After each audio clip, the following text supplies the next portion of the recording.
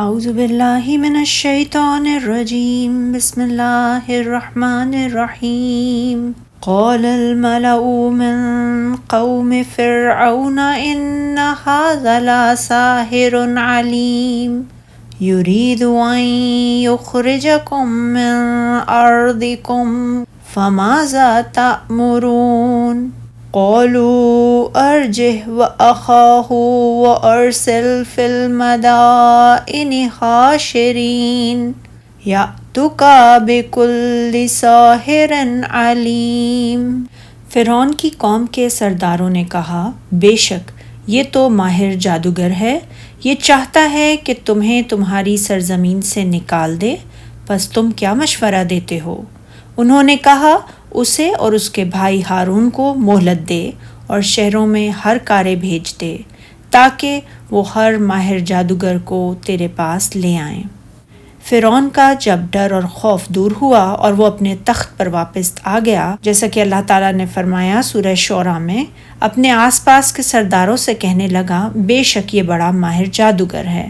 فرعون کی یہ بات سن کر اس کی قوم کے سرداروں نے بھی اس کی ہاں میں ہاں ملائی اور کہنے لگے، واقعی یہ بہت ماہر جادوگر ہے، اور اب آپس میں مشورہ کرنے لگے کہ وہ کیا کریں، کس طرح موسیٰ علیہ السلام کے نور کو بجھائیں اور اس کے کلمے کو کس طرح نیچا دکھائیں اور فرعون کے کذب و افتراء کو کس طرح غالب کریں۔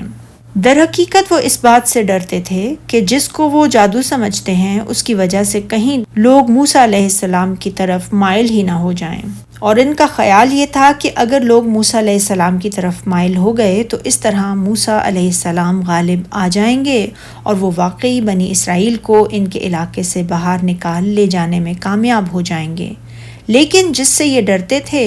وہ ہو کر رہا، جیسا کہ اللہ تعالیٰ نے فرمایا ہے سورہ قصص میں، اور فرعون اور حامان اور ان کے لشکر کو وہ چیز دکھا دیں جس سے وہ ڈرتے تھے۔ جب انہوں نے حضرت موسیٰ علیہ السلام کے بارے میں آپس میں مشورہ کیا تو وہ اس بات پر متفق ہو گئے جس کا اللہ تعالیٰ نے ان آیات میں ذکر فرمایا ہے۔ حضرت ابن عباس رضی اللہ تعالیٰ عنہ فرماتے ہیں کہ ارجح کے معنی یہ ہیں کہ اسے فی الحال مؤخر کر دو اور شہروں میں نقیب روانہ کر دیجئے جو تمام علاقوں سے جادوگروں کو جمع کر کے لے آئیں۔ اس زمانے میں جادو کا بے حد چرچا اور غلبہ تھا، اور ان میں سے کچھ لوگ اس وہم و گمان میں مبتلا تھے کہ موسیٰ علیہ السلام بھی جادوگروں کی طرح شعبدہ بازی سے کام لیتے ہیں، اس لیے انہوں نے ملک بھر سے جادوگروں کو جمع کیا تاکہ وہ بھی موسیٰ علیہ السلام کے جواب میں اس طرح کی چیز پیش کریں جس طرح کی انہوں نے پیش کی ہے،